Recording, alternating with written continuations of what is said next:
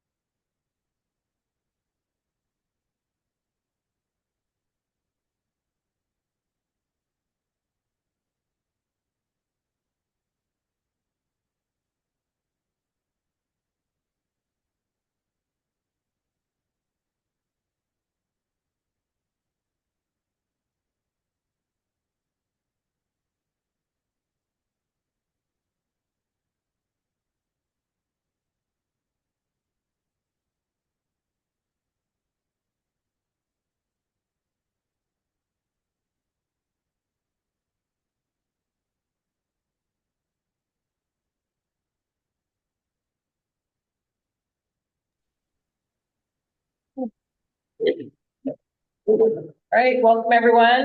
This is the work session as an opportunity for the board members to discuss issues informally with staff and invited guests. The board encourages the members of the public to attend the work sessions and listen to the discussion, but generally there's no opportunity for public comment. Members of the public wishing to address the board are welcome to do so during the board's regularly scheduled meeting. As a regular statement, as our invited guests, it probably doesn't pertain to you, so I just want to make sure we step down from that. And then today's topic is obviously the Fairgrounds conditional use permit, community discussion and collaboration opportunity. And I'm going to hand it off to Kyle and Gail to facilitate this conversation. Say this they did. Yeah, I'll just jump real quick to say it. Yeah, and for you who don't know, I'm Kyle, I'm the Fairgrounds manager. I want to thank everybody for coming out here tonight.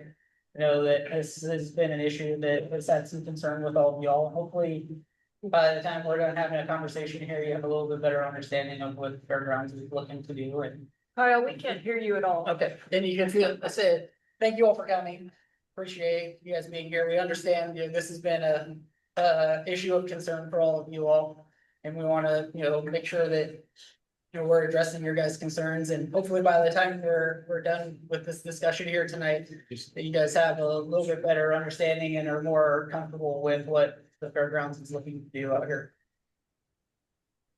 Yeah, you want to take the next step, Gail? Yeah. So, Community Development Director for Clatsop County, and we also have Jay Blake, our planning manager. He's online attending as well. And really the purpose of the meeting, it's an applicant neighborhood meeting, and it's an opportunity, as Kyle said, for the Fair Board to discuss what they would like to request as part of their application. For staff to hear your questions and your input, and then for the Fair Board to come back at a later date and decide what, if any, changes they want to make to their applications. So you will probably recall, I think probably everybody here got a notice in April saying that there was going to be a public hearing, and we canceled that hearing. It has not been rescheduled. So we're waiting to see what comes out of our meeting here tonight with everybody and see what decisions the Fair Board will make going forward.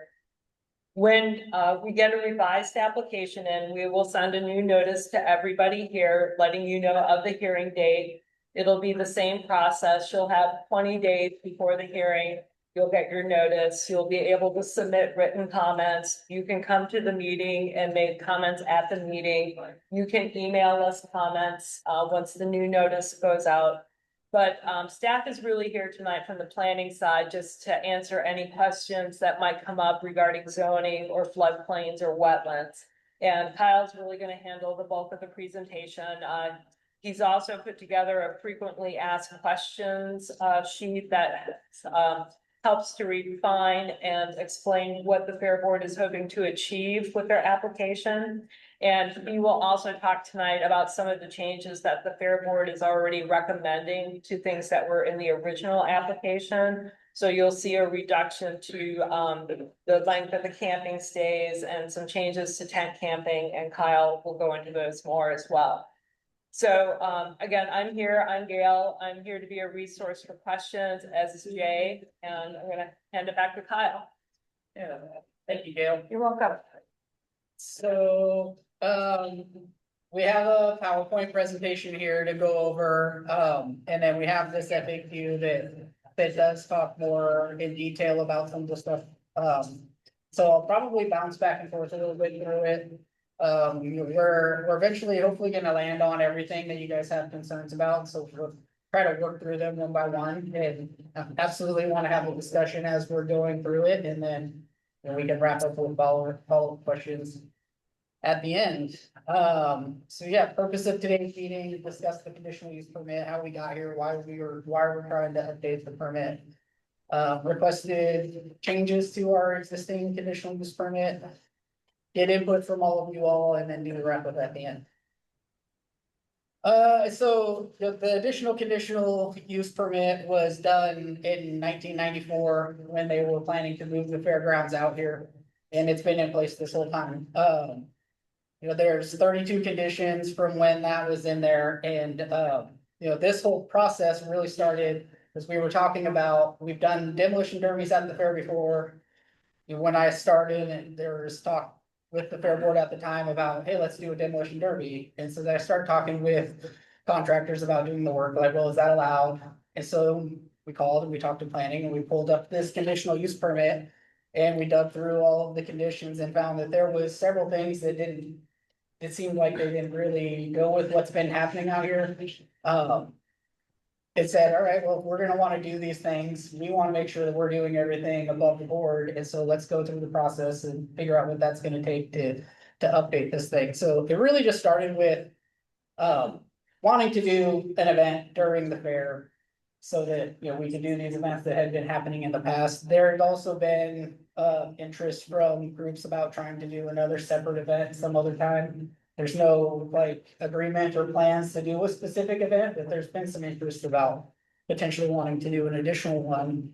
But really the main intention for the fairgrounds is to do something during the fair. And then that led to just kind of going through the whole thing. I think what we ended up identifying is that there was 7 issues in the existing permit that either needed to be updated just because they didn't really fall in line with normal standards now, or they were different than the things that had been happening here prior to any of us having been operating this facility. It really and we started with while we don't have any plans for any of these specific events, starting with this conditional use update is really kind of the low hanging fruit. There's still a lot of work that would have to be done regarding wetlands or anything like that we would have to do. But those are a lot more involved and a lot heavier processes. We felt like if we could get some clarity on these issues ahead of time, that would help guide us through those other projects, I would guess you would say, is evaluating wetlands, having a better idea of what we would and wouldn't be able to do. And it really, as the fair board goes through a strategic plan process, having some clarity on our conditional use permit gives us a better roadmap for working through our strategic plan that we're gonna kick off. Anybody have any questions yet? Okay. So this is the map you guys all saw. This kind of highlights the areas that we're talking about. This gravel area up here is our gravel parking lot. There's existing in there a bunch of RV power connections and water connections. And that's where camping that happens as part of an event has been happening. And then said predating the past practice, there was also individual camping that was happening in that spot, which was one of the things we were pushing to update. Um, the outdoor motorized racing, like to do an event like a demolition derby, you can even see in this photo here where that had been done in the. Serious violation. And so that's why we're not doing anything now that And we're. it's still in a serious violation because the topsoil has not been put back. It's stacked on the bank over there. There was no silt fence. There was no anything to keep any dirt from going to the ditch. And Steve knows as well as I do, if we have over an inch of rain, they have to shut the log trucks down coming out of the woods because of whatever road sediment goes into the ditch. So if they have to abide by that, and this is wetlands, that's not even wetlands. Yeah.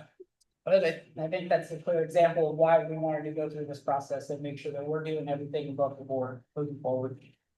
Well, another thing too is that's 75 feet from my living room and my bedroom window. When they had the Jeep races out here, which was totally out of control, I even had Tom Bergen assure me that there would be mufflers and everything on all of those vehicles. And I'm not kidding you, it was that they did it 2 different times. It was so loud and so annoying, and they tore the living hell out of the ground. No silt fence, no biohazard, no nothing, no spill kits, nothing on wetlands. And the dust, they must have been not at home because I think Steve would have lit a fire under somebody's ass if he'd have seen the dust that was blowing through his barns and through his house. It just happened to be the winds didn't hit my place, and it was outrageous.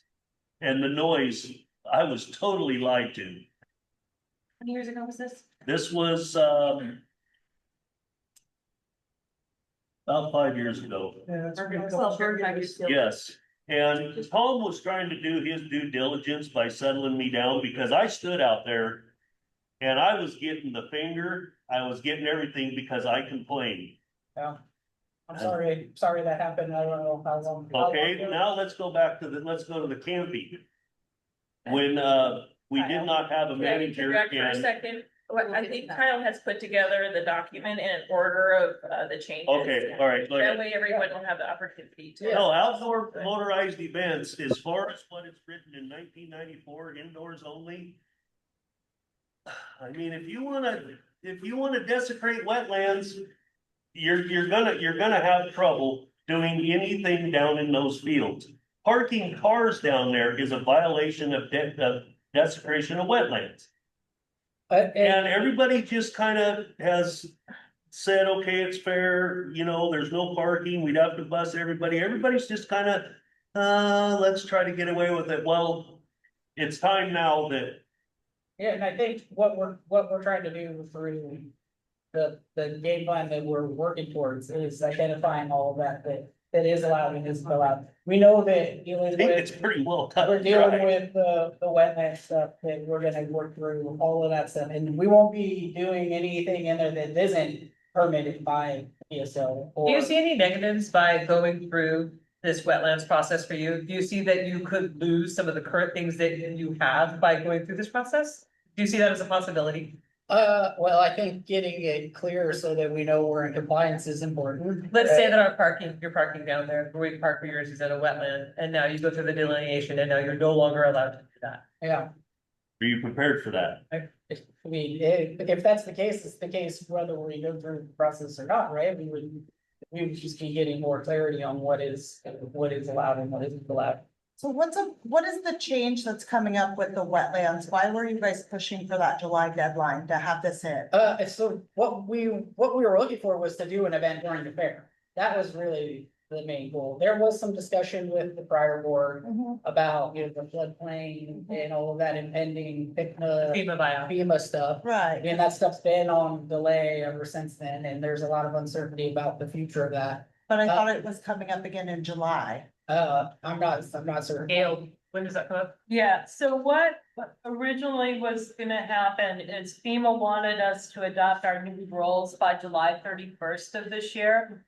The board discussed this during an executive session related to litigation, and we are not gonna move forward with adopting rule changes at this point in time. So we're waiting to see, there's been a lawsuit filed, and the hearing's May 29th to get an injunction against the new rules. And then there's also potential changes coming at the federal level that may, separate FEMA from the Endangered Species Act, which is what's driving all these rule changes. So the board at this time has just put a pause on adopting any new regulations, and we're just waiting to see what happens. So does this conditional use permit come into effect? If you have a new one of what you can do, does it affect the outcome of what this FEMA wetlands match to? No, so So if you have like a change here and you're saying, oh no, but it says we can do it, that doesn't matter if that goes through what they say? Right. Okay. So did everybody hear that question? No. So her question was, if the CUP changes get approved, and for example, they can do overflow parking or outdoor events, motorized events. And then the new FEMA changes do kick in, and we have to adopt the new code, and there's changes to the floodplain. Does that mean that those floodplain changes take more precedent over what's in the conditional use permit? And so the answer is yes. So even if the conditional use says that the fair could do motorized racing in the floodplain, and we have to adopt stricter floodplain rules, they're still gonna have to comply with the new stricter rules. Yes, I got it correct. Yeah. But there are current rules in effect that Yes, are likely to impact what you're currently trying to get approved. Even though we've been doing it without approval, you're going to be shining a light potentially on an area and getting a no answer. Yeah. Because of the current ones that are in effect without regard to that buyout. well, there's two separate issues that I think we're mixing up here. One is the floodplain and one is the wetlands. And they overlap quite a bit, but they have two separate rules and two sets of rules, two sets of requirements. The state will handle all the permitting for the wetlands. The county will handle the permitting for the floodplain. So Do we currently know what the base flood elevation is for the? I knew you were going to ask that question. Yeah. We do have a slide later on, and I will talk about it more, but, quick answer is no. And we'll talk about that when we get to the floodplain slide, just to keep Kyle on track here. Yeah. Can everybody hear? Yep, can everybody hear? Kyle 50-50, but everybody else. I'm trying to make sure I keep turning my head. Well, One of the you should issues move though, all the tables closer. yeah, Not a big deal. yeah, we have a smaller group and did. When you turn your head, we can't hear you. Okay. So what? Well, it may be that it might make sense for everybody to be on the same, all on the same side, so Kyle can just point one direction. What's I that? think that's part of the challenge. Or you guys come out this way or something, I think that's, I Yeah. think you may be at the most disadvantage. Yeah. Or yeah, yeah, so. Turn your table and face us if you can. Yeah, there you Or go. Kyle sits here and everybody else sits there. I gotta Oh, control he's got, that. everybody Oh, sits this yeah. way. Yeah, Yeah, we'll just move around you. We circle Kyle. I'll move. If y'all want to move your table this way, that's fine. Whatever. Heather. Yeah, why don't we just move? I mean, I didn't know how many people to expect to show You can up. sit there, I didn't. Well, it wasn't very well notified, who is the neighbor.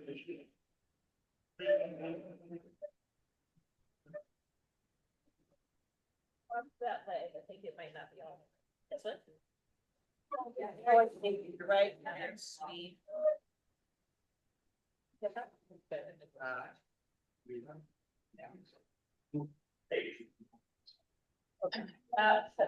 Just make up.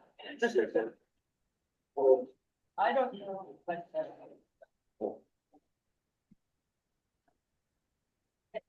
Yeah, so. Is that better? Can you guys hear better? Yeah.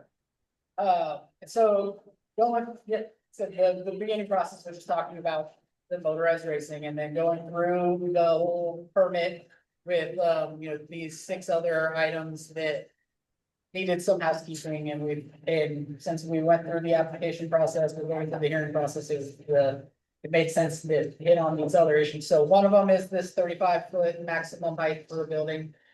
there's absolutely zero money or plans or anything to build another building that would be taller. It's just really just the housekeeping at the time. The current standard is 45 foot. Again, we're not building any fairgrounds, we're not building any new buildings, it's just literally a housekeeping while we're going through the process. If anybody has any questions on that. But that doesn't give us any safety of, I mean, if it's in there, but you don't have the plans to, but once it's in there, you can. And I mean. It would be the difference between building a building at 35 foot height or building a building at 45 foot height and. Yeah, we're not expanding the fairgrounds or anything like that. If that But was, if it's like Kelly said, if it's in the conditional use, then you can do it at any time you want, I mean, long after you're gone or that anything same- else. that same principle would be that. You know, we could still build a building at 35 foot. We're not planning to build a building. It's just updating it with the current building code standard in town. I mean, for any building that's in the town. And again, this is just a housekeeping thing that aligns with town codes.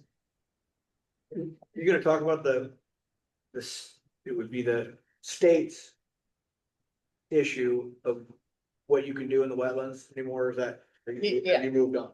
No, this was really the first topic, Alright, but okay. that, we got into that conversation. No problem, I just writing. Just by kind of looking at the map. I'm just writing some answer questions down here, I wanna make sure we're in touch on it. Yeah. Okay, Do you have a sounds good. copy of this document? I do. Okay.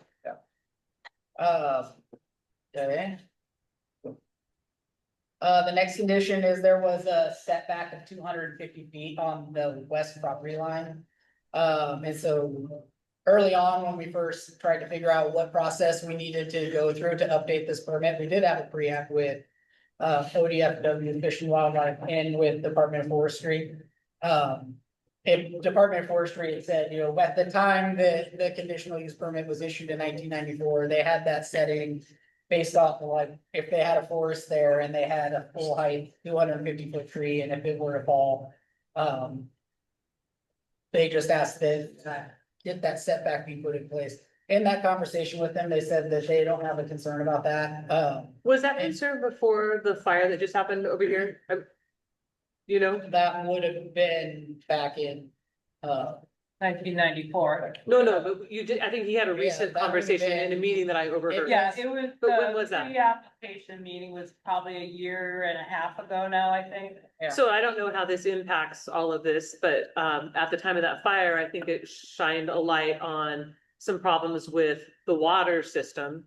And I'm wondering if the forestry department still feels that way because we lost water as a result of opening up fire hydrants and losing, Diverting the water. pardon me? They diverted the water. Yeah. Well, it's So because then- lines broke, So right? then it- Yeah. Yeah, they cut it off, then it broke. So, Yeah. Yeah. You know, through the conversation with them and looking at the property, especially that section from the road, basically all the way up to where the concert takes place. There's like a valley in between us already and they don't have a forest separation. Their concern is about trees falling over.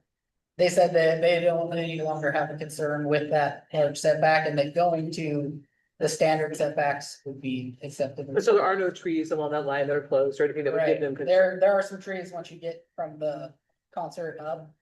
But there, we wouldn't be building on, I mean, we're not building anything, there's no plans to build anything, it's just housekeeping. You know, one example is like the house that was in the corner that they got removed, Yeah. we couldn't rebuild on that same footprint right now with anything. And that'd be good information for the fair board to know as they go through their strategic plan process. If they can build within that, that would be something that might go in a 10-year plan to build whatever, a pavilion or a covered seating area or something like that, that would be used during the fair. But this just gives some more clarity as they go through the strategic planning process and what's gonna be allowed. And 250 feet was essentially to the edge of the asphalt right here off of the edge of the building. Or to the edge of like where the annex building was built, that was built right on the edge of that, I believe.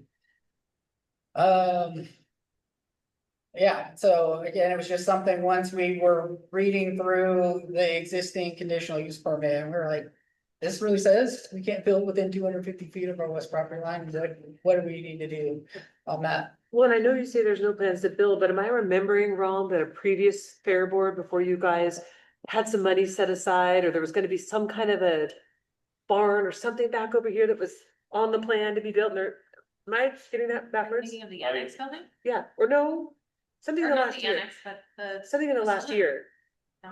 No, No, okay, so we do have this tent that was donated to us from the Seaside School District.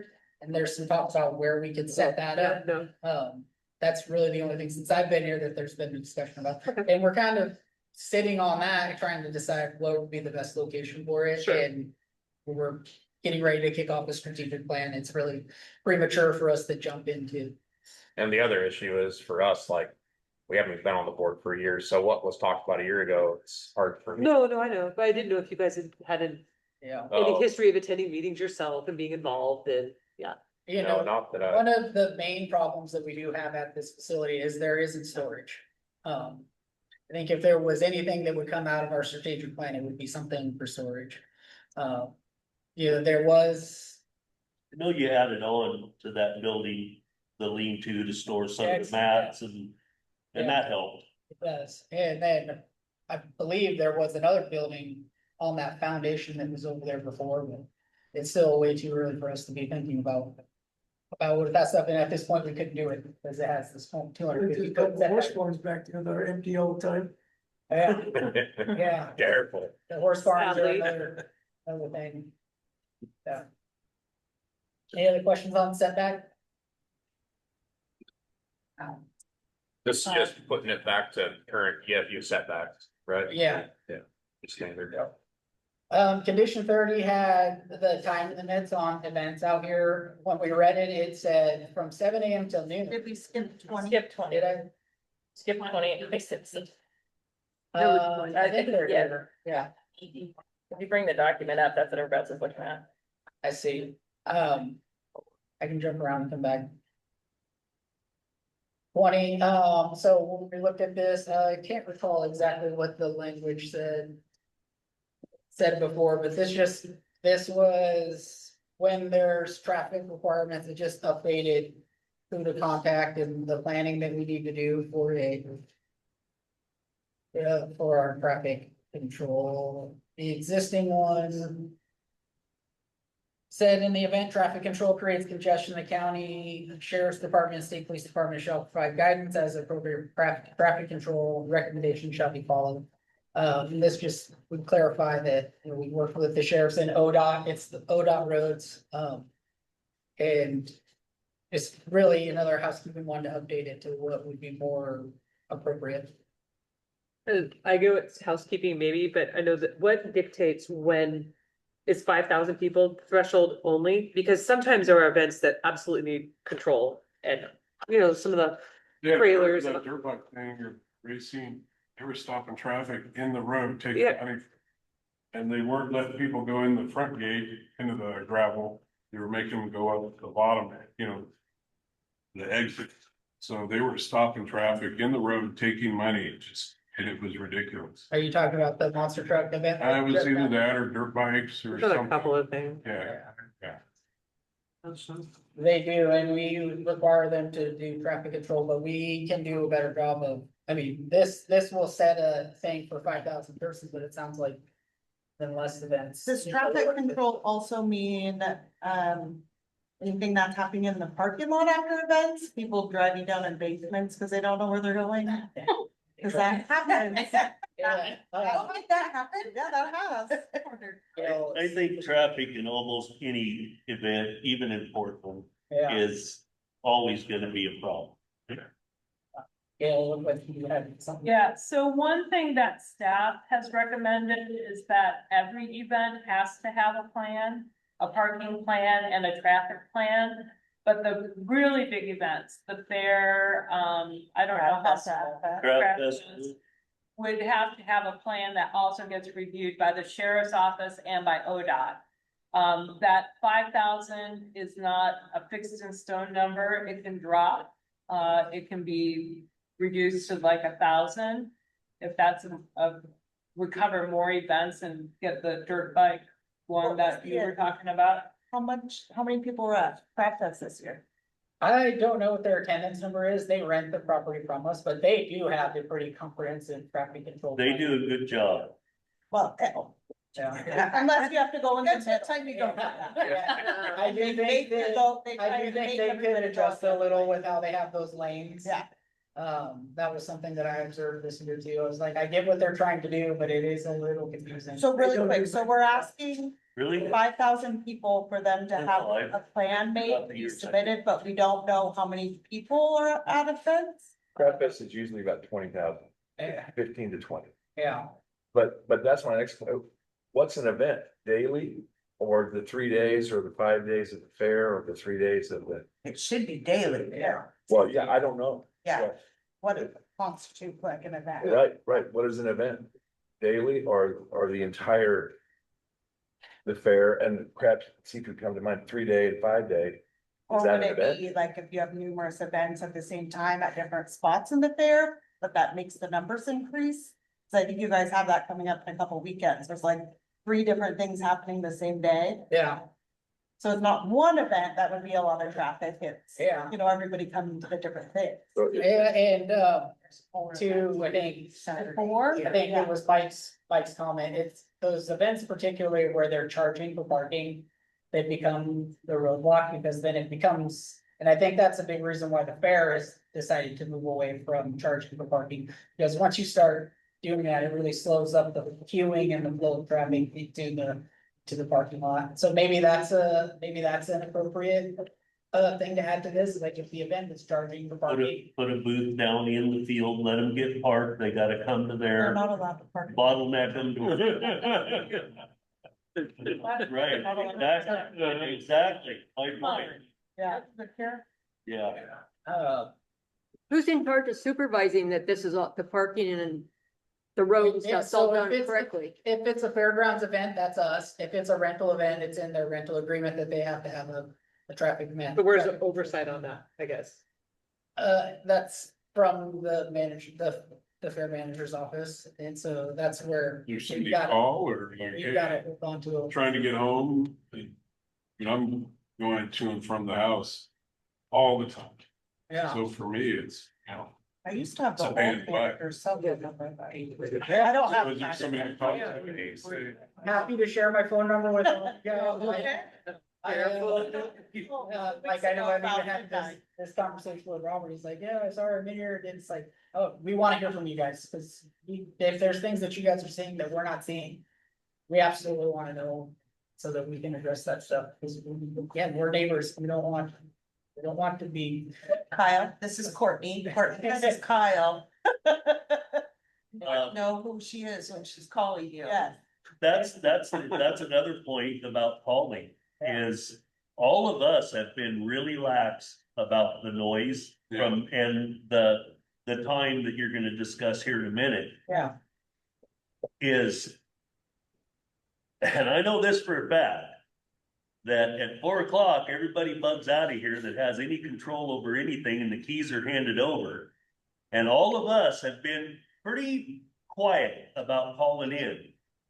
Yeah, Well, I can assure you with a lot of what has taken place recently, at 1 minute after, you're gonna be getting phone calls, and not to you, to the sheriff's department.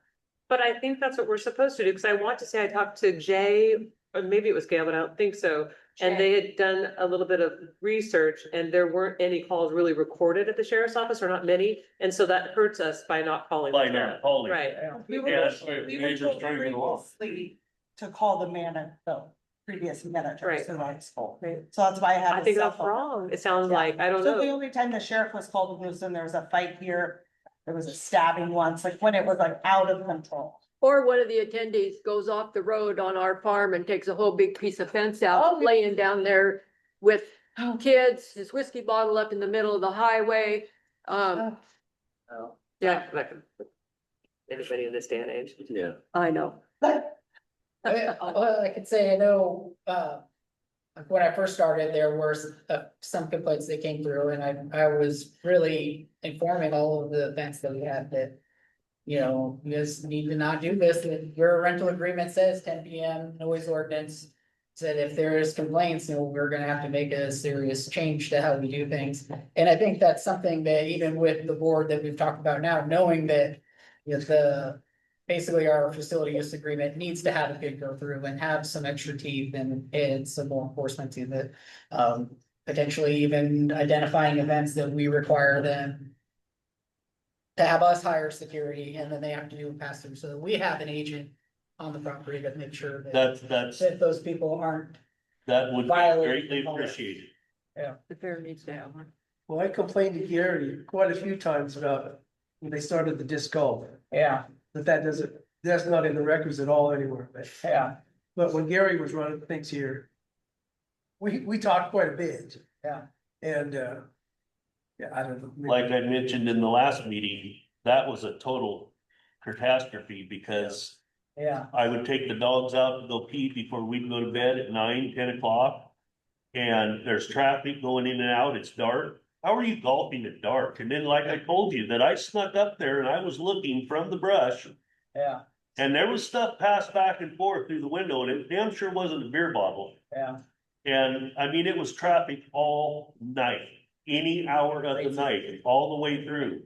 The Yeah. best thing to happen is shutting that down and closing that gate. That was the problem.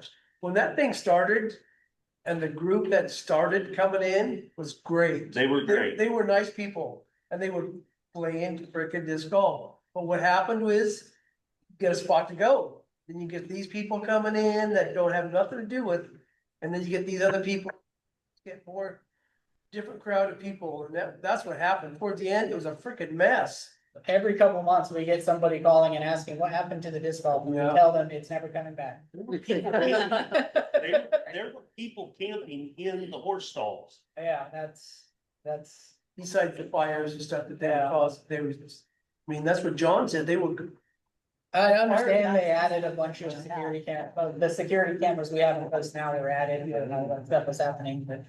I'm sure you guys, the disc golf thing's not coming I back. understand, guys, we're a brand new board. We understand, we hear all the complaints and all the issues, okay? But all the stuff you're addressing, we've addressed ourselves. We're trying to get going, but it doesn't happen overnight. We're working our hardest. We're all volunteers, we all have jobs and everything. And so you have to give us a little bit of leeway here, but we hear what you're saying. We understand it. We're neighbors too. Okay, and You I'm live not, out here? no, I live on the other side of the river. Oh, Well, But, cause I. we live right here. okay, but understand, I'm in a position where I talk to a lot of people. A lot of neighbors, your neighbors here, I just met with a bunch of neighbors the other day at Farmhouse Funk.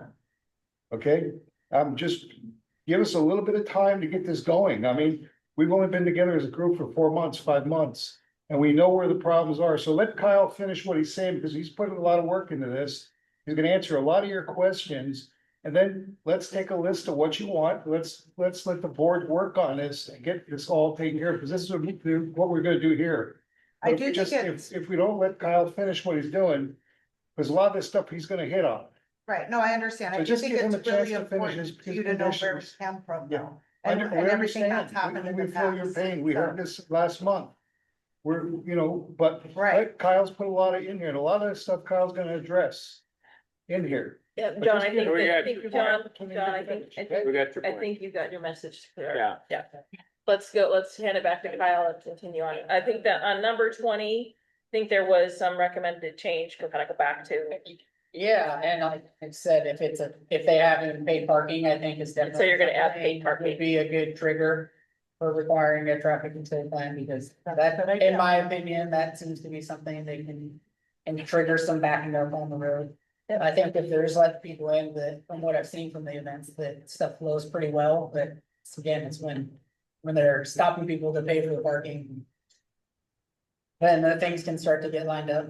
Kyle, or Gail said that staff made recommendations. Are county staff recommendations included in this FAQ, or is that a separate handout? Have you guys incorporated everything in this, Gail? Yeah, this was just something that we've talked about. Okay, And we would recommend every event, so if you're having a baby shower here, your traffic and parking plan may be simple. People will come in the main gate, they park in the north parking lot, and then maybe Yeah, it could be really simple as that, or it could be more complicated depending on the size of the event and how many people. Is there a staff report that we could all have a copy of too? That's, We don't have a staff report Okay. yet because we pulled the public hearing, so we Okay. do not have a staff. report. okay.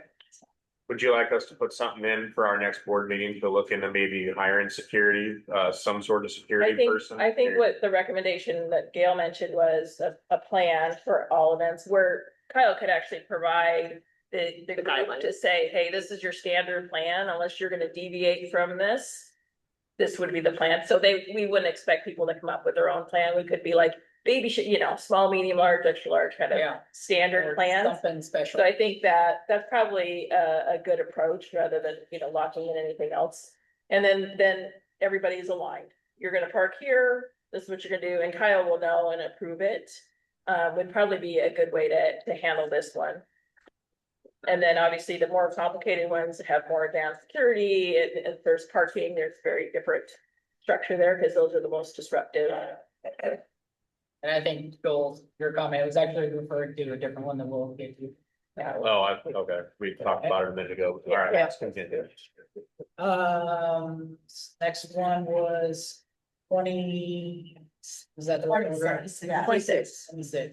Yes, so the vendor camping and event camping, again, this was something that when I came here, that this has been a practice that had been in place with the camping. The camping in the conditional use permit was already allowed as part of events or as an event itself. Which is why we have all of the camping facilities that are installed at the property. But the fairgrounds had been doing individual camping for folks as a past practice, and I have no clue how long that's been going on, but yeah, coming in here, that was the past practice. Once we dove into the conditional use permit and saw, oh, okay, well, these aren't events, they're individuals. You can say what's typical is that somebody stays for 1 or 2 nights. Yeah, I know when what you guys originally saw, we had this 28-day on there, and that was really just a state statute type thing. It's nothing that our policy was for 14 days. We don't intend or plan to have people stay in 28 days, but it was just like, if you gotta throw a number at it. But I think that's the I scary think- part, based what you said last time, was we might as well shoot for the moon or something like that while we got it, and I think that's what scares all of us, is that. And I think this is Needs to be clear. This and the 14 days.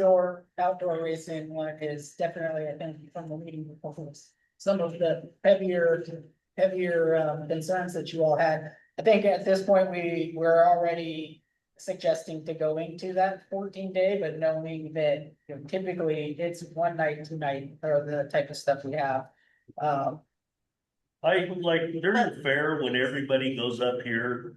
And again, that's separate, because that's part of the event, Part- that's right. already allowed. Right, that is, I get it. I mean, That's some of for the these, kids. People have. yeah, it's for the kids, it's more fair. And you got a lot of adults there. You got families Yeah, staying you got there. families. I mean, there's guys getting ready to go to work up in the woods to run a processor at 3:30, 4 o'clock in the morning. I see them leaving. Yeah.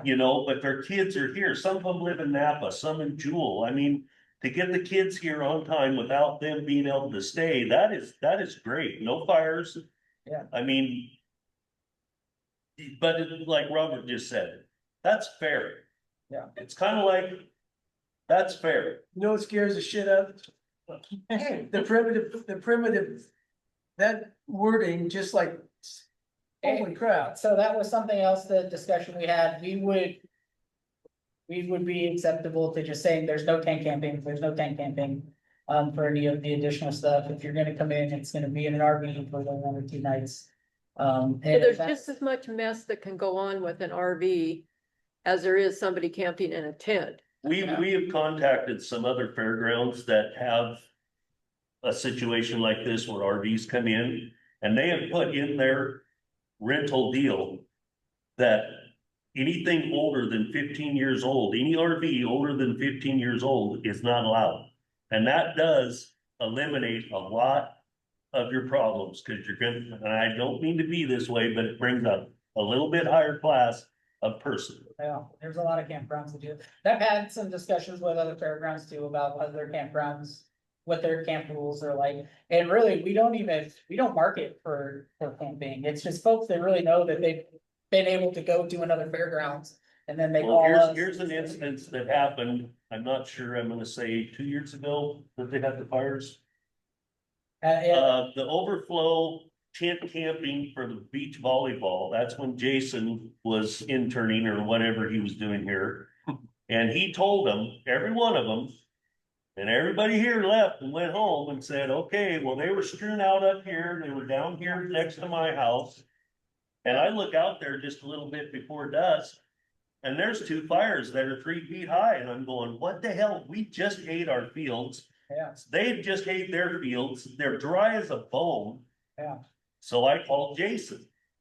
And he goes, you gotta be kidding me. And he just come off, and so pretty quick, here come a deputy, and he didn't even talk to the people.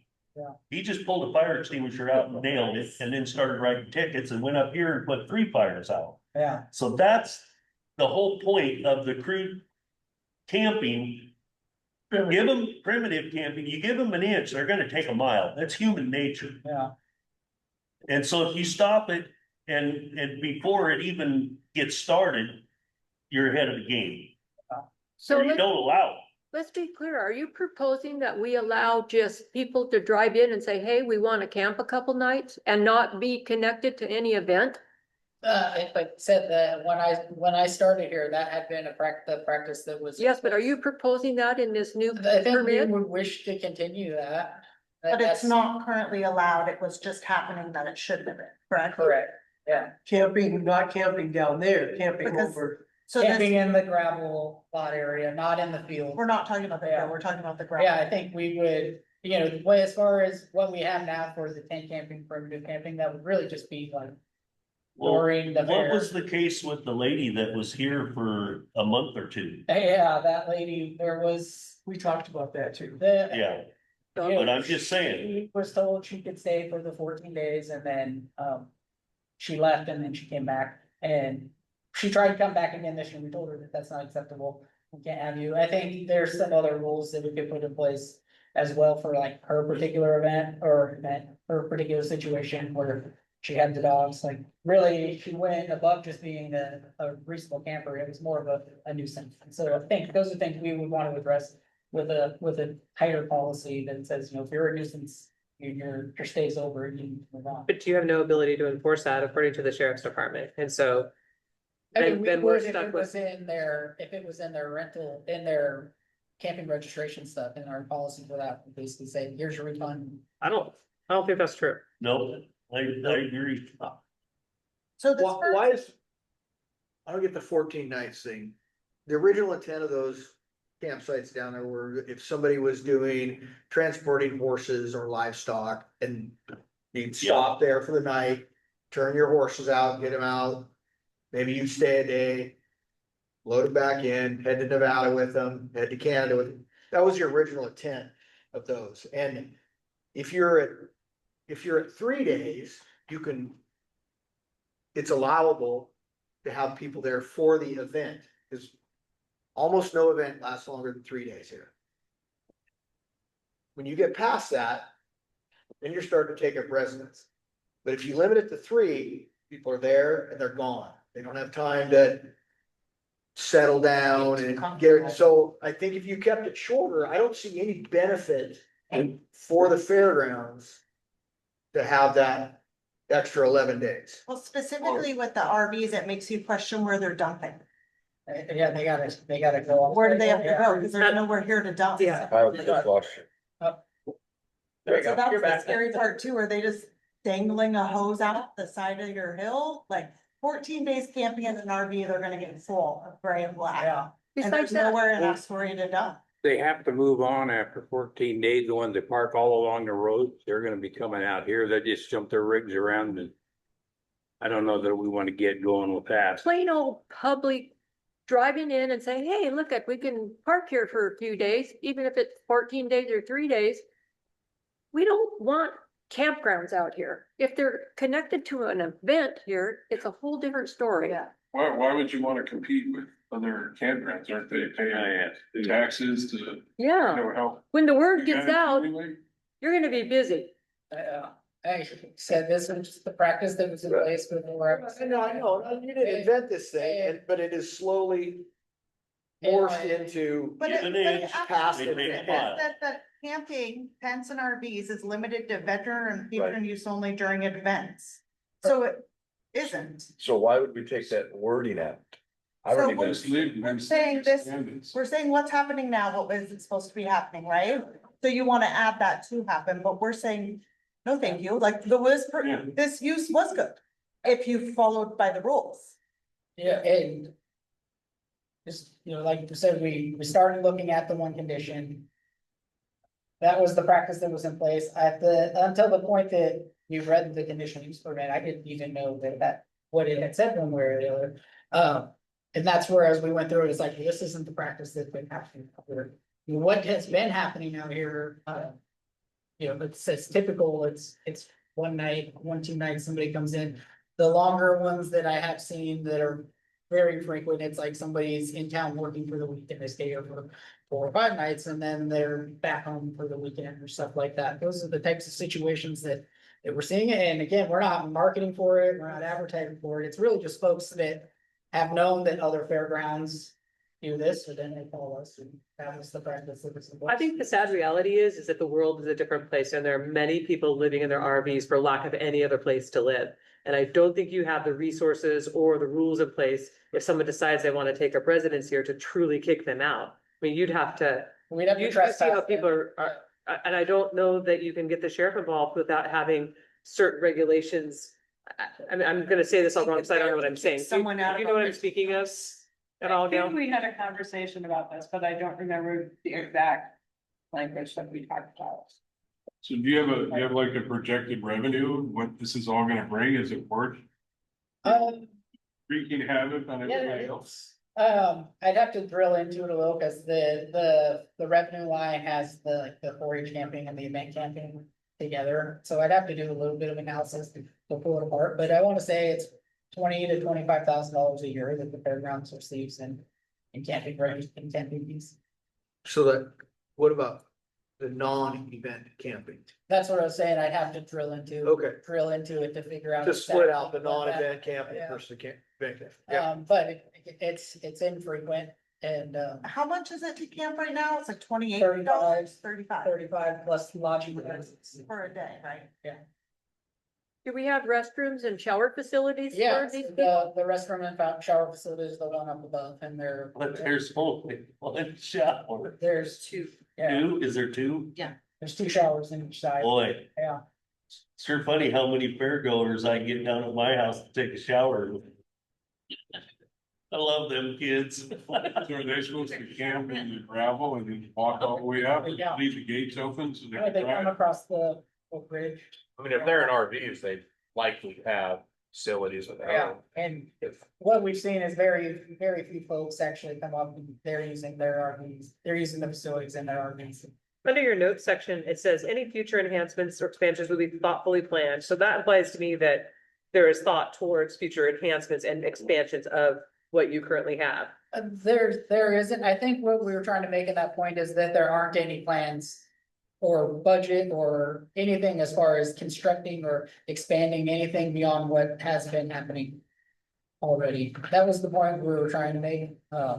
If there were, it would, which there isn't, it would have to go through the budget process, that would be on the capital. improvement. I think the point it made more is it puts me on guard that you really could expand these if we, I mean, if it's approved the way it is right now. Yeah, and I can see how that can be seen that way. I think Loophole. the point we were trying to make is that there'd be a public process with the capital. I get it. And there'd be a public process with the budget approval that, there's a lot more opportunity for input on these things before anything that's not in the plans I get it. could happen.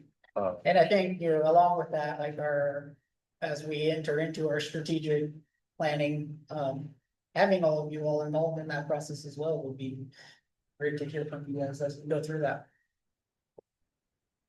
So that second item, that has nothing to do with events. Yeah. Correct. People can come in and non-event camp. So even if we change the first item, camping is allowed one day prior, one day after events. So the It wouldn't first item affect is that. more of a statement, like, oh yeah, and this is it. No, so yeah, the first line is just basically pointing out, when we came in here, this is what had been happening. We thought that that was approved and that that was the best practice. It wasn't until we read through the conditional use permit that we found out that this isn't practice. Let's go through the process of getting this, of trying to get this updated. But, you know, that's partially, I think, an example of what we're trying to do here is that we want to be above board and we want to be doing things the correct way. That's why we're going through this process, is to make sure that what we're doing is what we're allowed to do and knowing what we're And not what allowed we to will do. tolerate. And what you would tolerate, absolutely, because you're our neighbors and you're our community, and that's important as well. Does anybody here know if any other neighboring fairs have this anytime RV? Yes, Yes. They do, we have contacted like Chillicothe. several fairgrounds and they said it was a can of worms they wish they'd have never opened. Most of them aren't out in an EFU neighborhood either. Like this is sort of a uniquely sited fairgrounds. I think most of the ones that have them are more remote. The ones that don't have them are typically the ones that are stuck downtown right in the city, and they barely have parking for their events themselves. And like, you mentioned the topic of, which, you know, I understand the whole 15-year limit for RVs totally makes sense. I just wonder, I think the only concern I would have is, does that impact the fairgoers? I don't have any measure of what the age is of the fair, like, or you don't, like, with the exception of the fair. The Fair. fair is different. We had some people camping at our place down here and he had a camper on a flatbed Okay. and his kids lit it on fire. That's when I ended camping at my house. Okay. Okay, so that's, you know, I mean, that's a gray area when it comes to fair. It's a 4-letter word and that's what we're all Understand. about. But if if it gets documented at that restriction, that was my concern. I would have to say, in the past 5 years, I have not seen a derelict. Yeah. Camper pull in down there during fair.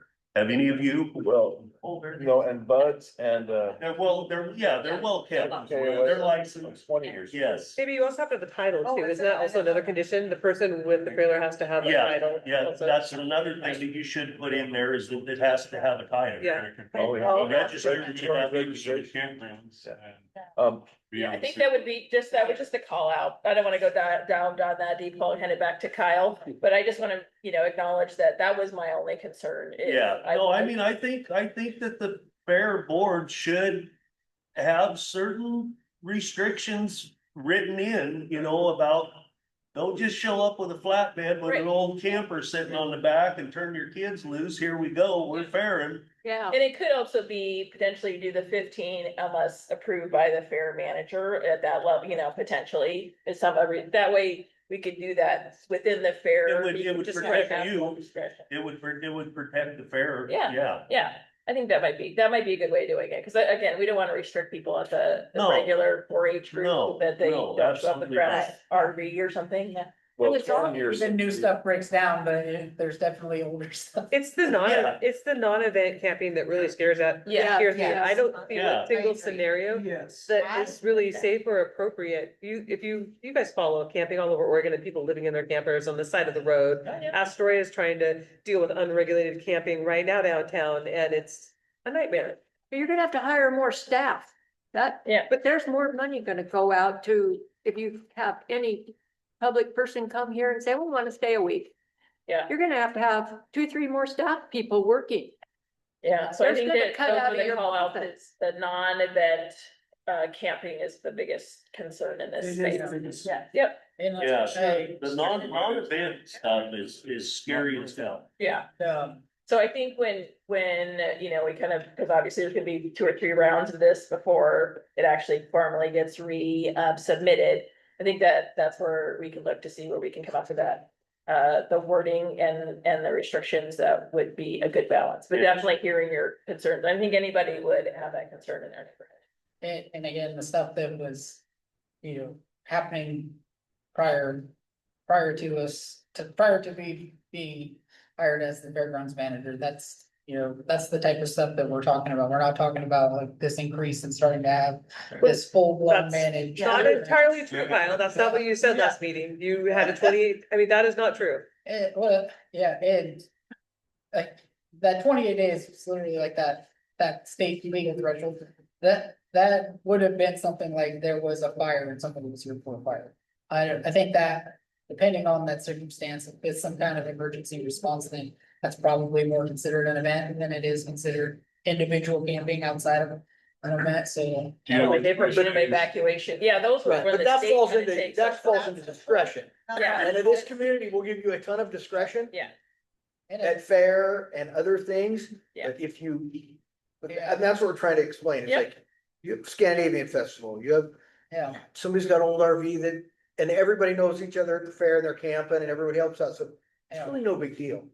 But, And there's a lot of adults yeah, and but the, responsible. It wasn't the RV on the corner 2 weeks ago that now has to move here. Yeah. right, That's a thing that we do not want. You know, the longest somebody stayed prior to any of this, camping that, I think the entire time that I've been here, I had one person that was here for the 14 days and they had to leave on the 14th day. But besides that, it was, yeah, she was kind of the exception, but there was a person that was here working and they were working in down. So what was the exception of the one camped underneath the tree down here with I'd be- dogs? Really what it came down to was some miscommunication with staff. And she had had some conversation with her staff and How about long was she there? leaving and 2 months? Well, she was only there for 14 days at any given time, but she left and came back. And so that was really where the issue was. You that she know how was you allowed to stop come that? When she leaves, you lock the gate. back. Right. And, you know, we made it clear with staff that that's not acceptable. Yeah. That we're not gonna let you have it. And I think that goes back to my point, though, is worth checking into if you really have any teeth to get someone out of here. I think the sheriff's department says that they don't have the ability to come do any enforcement without certain regulations or laws passed and things like that. So I think you would want to know that you would have the ability to really have someone towed out or evicted, or I don't know those laws, but it seems like they're not on our side. And I have a note here for that, and I will do some research on to that, what that act, you know. What is the black and white, what would we have to do, what could be done, what can't be done, and I've we can get noticed that this. information. And, you know, definitely incorporate it into whatever, so that we know. so I just wanna encourage us to be My aware of the understanding though right time. now is that if somebody doesn't pay to stay, that. They have to leave, if they don't leave, we trespass them, when you trespass somebody, you know, they have to go. I don't think it's that simple. Right. I wish it were. I know, but And like, if somebody's at Walmart and they get trespassed away, It's, you know, they come and they take them off. But so the sheriff's office, I don't think always has the ability to tow an RV. Is that? I mean, I was we know gonna say that's, somebody- we know that's complicated, right? You have to get it on the road. I'm just Right. refuting. There's Yeah. I, a company in Astoria. This is the time, that probably. I think I'm from Walmart. Yeah. So Kyle, I think that we're acknowledging there's a lot of more work to be done on camping, and obviously none of this is going to be pushed through without your input and approval or input through the regular committee. Gail stinks, so so the just 14 wanna- day thing, if you've only had one person prior. Then why not make it 2-3 days, you know, going back to the issue with, you know, filling up your tanks, like, right, why not having a low number? Yeah, Don't give them the option to stay 14 days, if you haven't had anybody except for one you person, know, a handful, yeah, yeah. or whatever. I mean, that might be more acceptable, bring that number quite a bit down. And I think, you know, that's what the board wants to hear from you all and having this discussion and finding out what's acceptable, what's in circle, what's out of circle, what we can do to make sure that everybody's gonna feel comfortable. Yeah, what would you guys like to see? Yeah, I would there's like no, to only see camping at events. well, there's no event goes over 5, so prior and afterwards, 7 days as, What's 5 days? fair. So. Fair is an exception. 7 days. Say fair, great. fair, Well, it's a fair we for gotta, the best. we gotta look at that too, Bruce, because on Thursday and Friday before Right? the Oh, week really? of fair, they're bringing RVs in Yeah. like crazy and getting their spot. They may not be staying, but their They wanna get the RV is good in. spot down there. Gotcha. Earlier every year, and it's like on weekend Saturday. So, It was 7:30 in the evening, somebody already had their motorhome there and pulled up with a trailer load of animals, so they didn't have to wait in line.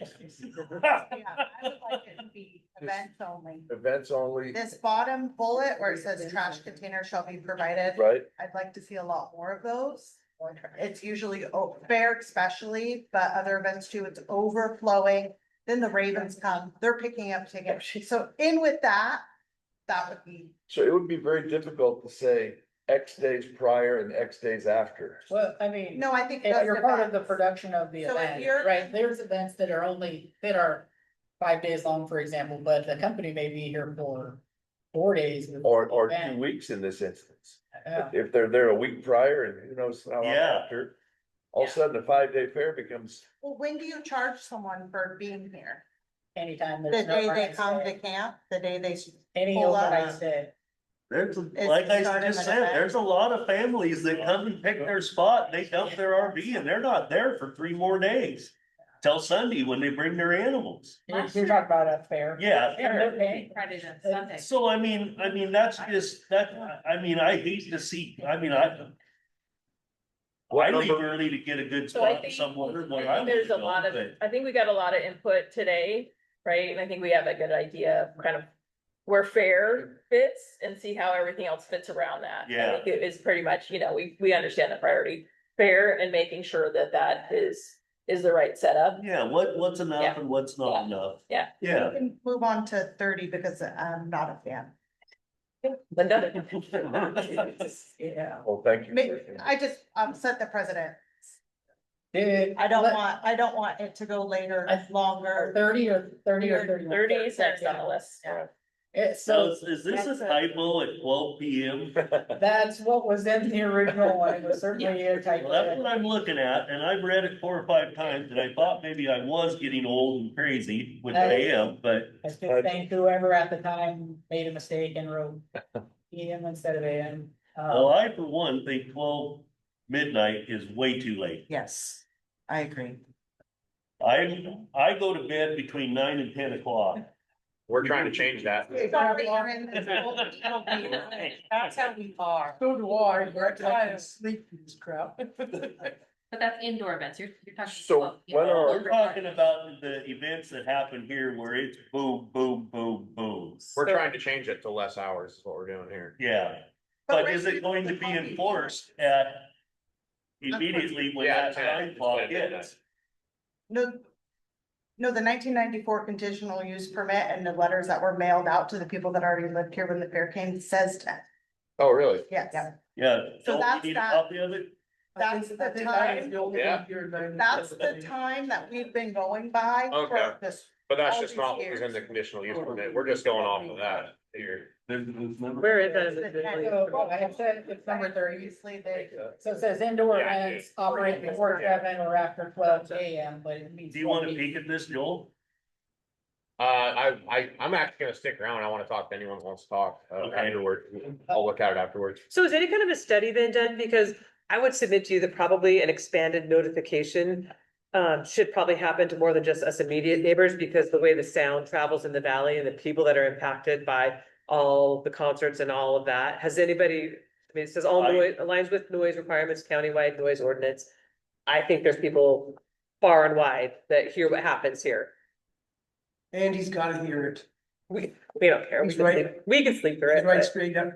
Not you, Did Andy. you ever? oh, I was like, no, I can hear it. Yeah. We can hear it at River Point, Yeah. yeah. It's, I think. Yeah, I can hear it. Just that's kind of a wondering if complaint I have too, is that we talk about a community event, a community center. There's only several few of us here that are really close.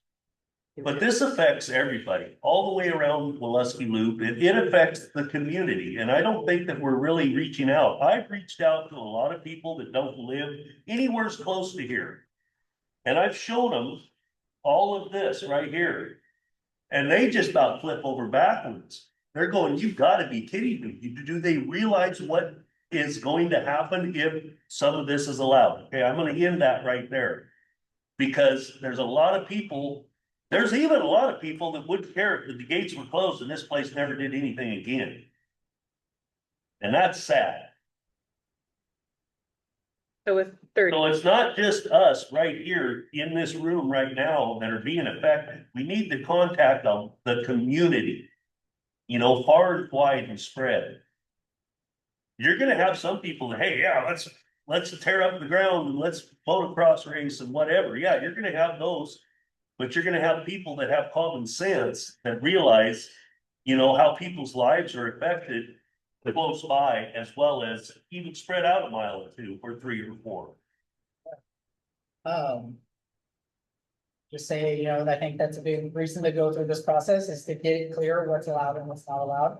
And, you know, whatever ends up happening one way or the other, it will be what it is for us and we'll have to tailor our operations to that. Okay. But, you know, we definitely want to be in compliance and not, you know, making sure that we're doing things that's been allowed and. Well, I think more of a community involvement spread out would be, you know, more information that is put out other than the 6 or 7 letters that were sent out, you know, the people that were within 750. Well, even the winter schemes who live right up there, they hear and see Everything, and so did their neighbors, Absolutely. their neighbors here. Traffic, I mean, everybody Yeah. has to stay with it. Unless they go all the way around. So this So says, there's several issues that the community will be affected by, even though they don't live 750 feet away from the fairgrounds or closer. so So this part that says that it aligns with the noise requirements for county. Clatsop County says that the noise ordinance is 10 PM to 7 AM for any loud noises that disturbs the peace and quiet. yeah, so. This says, Yeah, what our rental agreement says, that they're supposed to cease any of the sound after 10 PM, which I think this is what we're talking about, whereas. You know, we've come in, we've seen this happening, we know that our rental agreement needs to be revised, and that's where we've been looking into this. When do we require security? Revised and enforced. When do we require them to have somebody that's an agent of, You're gonna look like that. when do we require somebody that's our agent, not necessarily them just hiring their own security company, it's gotta be somebody like our security company. but that's you're here saying in that you would be North okay with having the loud music in here till 12. No, That's what this But says, right? this is what Doesn't this it? says. so It the says- events would be, They can operate. the events would be allowed to go into midnight, but they would have to comply with noise ordinances at 10 PM.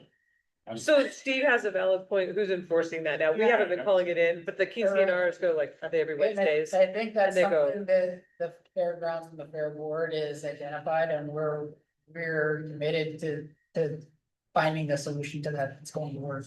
Do we need to update this to make that notation that the consistently following the policy of no music or no noise on indoor events after 10?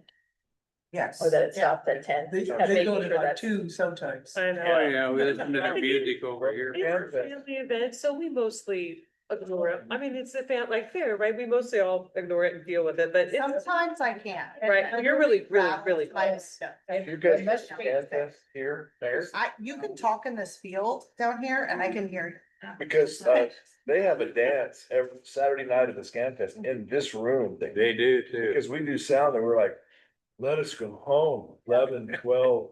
Yeah. I don't think the Scan Fest has it, I don't think they have it. It's not that loud, I but don't think ScanFest runs past 10 PM, even on their longest night. they don't have the bass they going. certainly The have. others do. You know,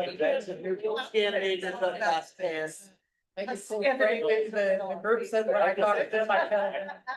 We'll let the Scan Fest know that I think too, That is maybe it. that would be a process to look at is when you're having, especially the same people doing events, are you looking at the contract each time with them? Or are you saying, hey, or you're aware of this, or they just go, yep, we come every year, we do the same thing? So that's been, you know, when we have the conversation with them, I try to tell them you need to be done. with your music by 10 p.m. and, I said, don't ruin it for everybody, you know, if we continue to have complaints, we're gonna have to put in some stricter enforcement type of controls, which it appears that we're to that point where we've gotta do something, and it's gonna have a cost for these people that are renting the It facility. was just like 2 weeks And, after our first meeting and I was like, man, I wish I had Kyle's number. Yeah. Cause here we are, Happy to- 11:30, 12 happy to o'clock. give you my number. Yeah, Well, we just- talked, I was just talking to Kyle about the need for that change. Yeah, And with the financial impact. Yeah, of take a having- deposit. Having a They deposit forfeit and they forfeit it, you Yeah. know, depending on, I mean, we A have healthy monitors deposit. that we need anybody here to say that And, they're not. and a pass-through payment for paying for those security For events. good of the order of noise, and Joel will know this probably better than anybody being an ex-mechanic. This is a picture of a decibel meter of my truck, my lowboy truck idling at 75 feet. I have the quietest motor that is out there today and stock exhaust, and it's reading 76.9 decibels. OSHA requires you to wear hearing protection at night. Right. That's idling. I can sit beside my truck and carry on a conversation with you and I at 10 feet away and just normal voice while it's idling, and it's still at 76.9 decibels. And bass waves travel farther. I'm not talking about decibels now, but the boom, boom, their waves are longer and they. It'll blow one of these things That's up. why ScanFest Yeah. is safe. No base in the. Recordings don't have a lot of. So no one here has had a problem with ScanFest, because they typically do run past 10 in this room. These dances, so. Don't even hear it. Don't even hear them. Okay. Don't even hear it. The only thing we hear really is the concierge booming. I mean, Like- weddings sometimes, but that's also like, I don't wanna call it, so, you know. Especially on Friday or Saturday, not a It's Wednesday. not right. Of the The week. concierge are like always My on a babies Wednesday are- ones anymore, but yeah. We were already kind of planning on doing something about it. And I mean, it's not bad, but they were, you know, they get a little warm in here, dance, they roll, Yeah. roll up doors, go up, and it's like, what that, got a lot louder. So there's just little things Yeah. like that, that Oh, I can look out the window and I can tell when, not only the noise, but I can see the doors. So, yeah. Yeah. Yep, so, So yeah, I'd like to see that. Yeah, let's go to something else. Yeah, makes sense, Yeah. yeah. I think, we're hearing your concerns. It's something that I think it identified kind of early on that this is something that's gonna have to come to a head and be addressed. And it's really our entire rental agreement process. Be reviewed and have a fresh look at it.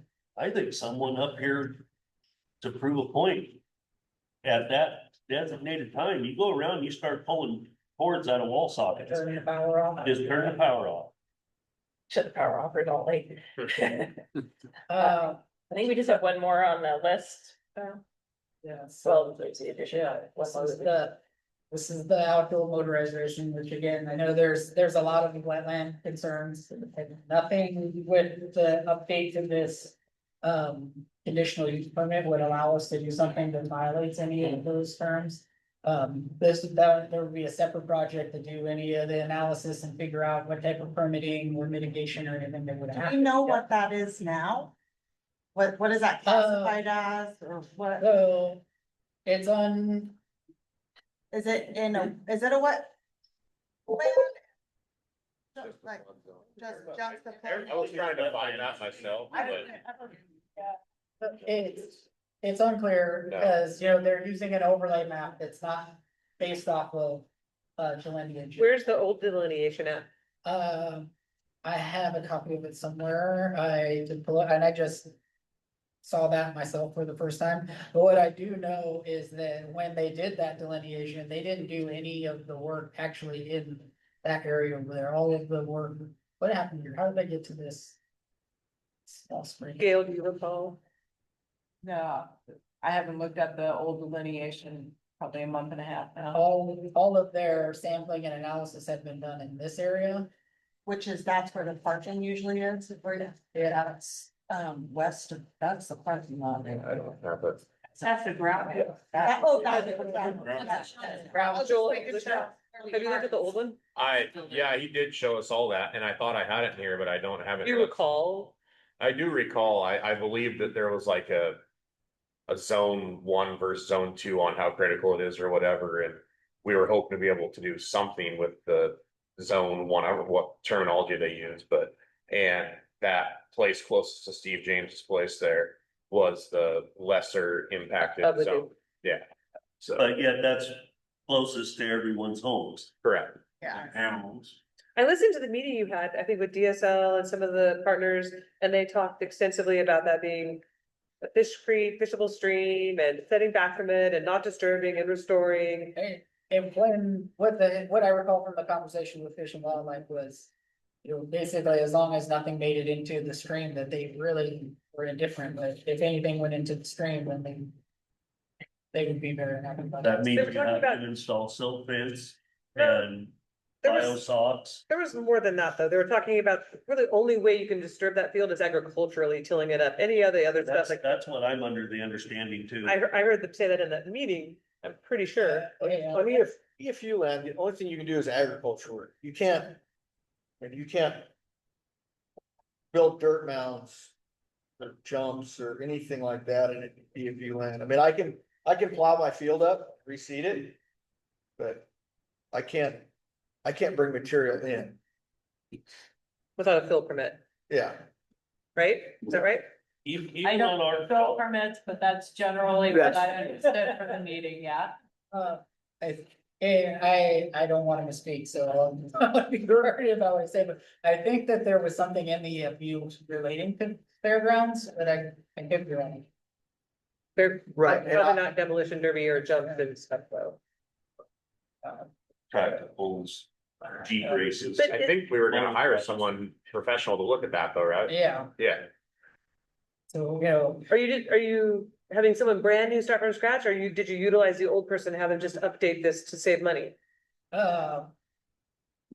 we went with the firm that I know the county is using on many projects. I don't believe it's the same firm. I said I wasn't even aware of that other delineation until recently, because that was actually done by the county public works, I think. It Yeah. wasn't done by the fairgrounds. Yeah, I think we should bring in It sounds like other it's- entities. Sounds like it's already in the work. So again, my question is, are you not concerned that what you're going to find out is going to actually take away some things that we're currently enjoying? it might, but the problem is they might take those anyways, Well, They hold might, on a second. you guys you have got a to- road rock over here. I guess, what do you hope to benefit the fair and the community Yeah, what's the revenue?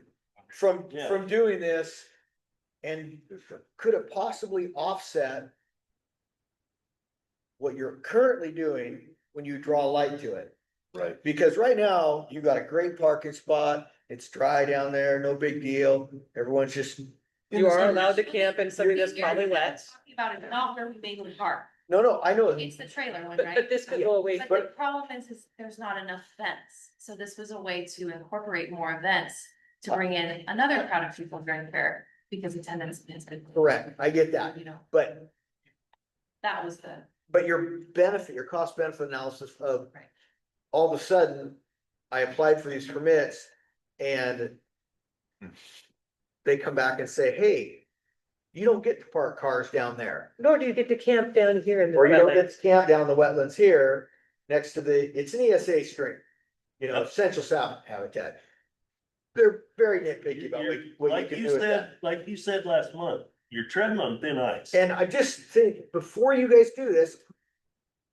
You guys are bored, you could roll the dice, but I'm saying is, like, the airport that's out here.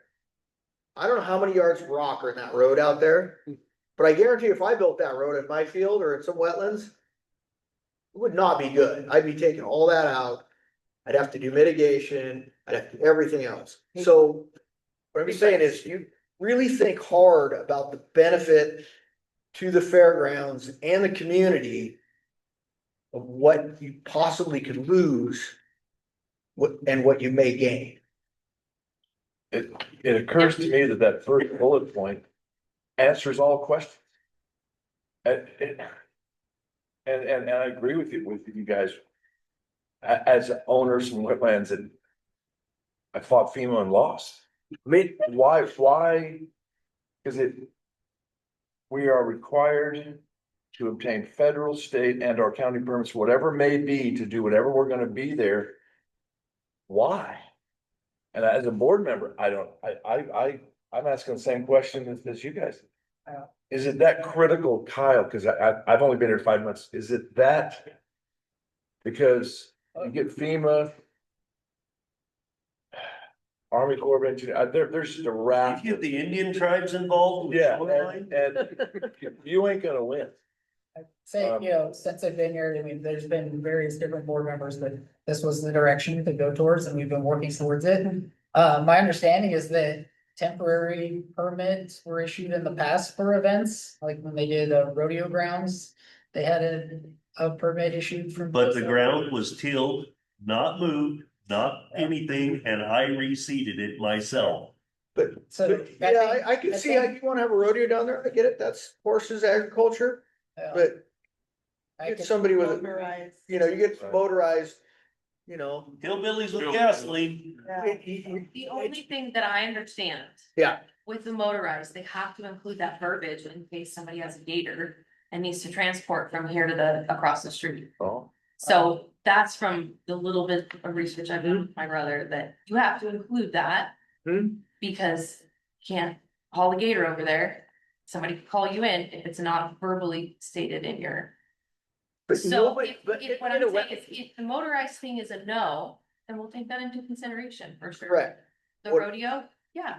That wasn't the point we were trying to make, though. We were trying to make the point about, do you really want to go through this wetland delineation and these processes and shine that light on everything? Those are the ancillary things that happen. If Suggesting you, the date, okay. oh, yeah. Because Sorry, what, but yes, what I could understand end what up you're saying. happening is you're gonna be up here on the hill. And you're gonna be bussing people, and that means the fairgrounds is gonna go down. yeah. So, and another thing that hasn't been addressed, and Gail actually touched on it, is there is no base flood elevation for this area. And so to set a base flood elevation for this area is an extensive project. $50,000 to $70,000, tons of surveying, tons of hydrographic survey. You have to survey the whole basin to set a base flood elevation. So, and it has not been done in this valley yet. So you would have to incur that cost. And what you might find out about that is that you have a lot less that you're even working with, because this whole thing is in flood zone A. And I mean, I printed off a couple of maps. You know, you ever seen that map? Kyle, can you put up the slide that has the floodplain map on it? So does it have the zones? Does it have A and everything in it? So all that's A. There's no base flood elevation. Most of your parking lot where your RV hookups are still in zone A. Even So though it's it's been just- filled and elevated. So Even though. you guys, you might get an answer that is crushing to this whole place for the possibility of a motorized event. That's why I wanna talk to a professional that like knows all this stuff and like not an actual agency, but But you have a really great resource here. we do. Yeah, And she, yeah. I believe you're kind of, you know what we're doing, right? Who we're talking to and everything. Right. I think there's even a local surveyor on one of the boards. Yeah. Yeah. Yeah. It's a great resource. Planning. Yep. And he deals with BFEs, base flood elevations. Yeah, you know, and I think this is something that did make sense to me myself, is that the gravel parking lot areas, and then there, it sounds like there is a process that have their overlay map adjusted. Being that, you know, that's. That's what we're talking about. Yeah. That's studying, the basin Like, studying. I know on the floodplain, I just recently put up the building, I'm sure you've noticed. I had to move that building 15 feet towards the county road before they would issue me a permit as an ag building. And then the other thing, and again, I'm not an expert on wetlands, that's why we would hire a consultant to do all of that. You know, that would be for like the permanent development on it, right? I think if we were doing an event, that wouldn't necessarily require the same stuff. I mean, I think we'd have to get the permits, but we're not. We're not talking about building any permanent structures. It doesn't matter, you're gonna be filling for like the airport, airplanes that are down there, roads, we put gravel in there.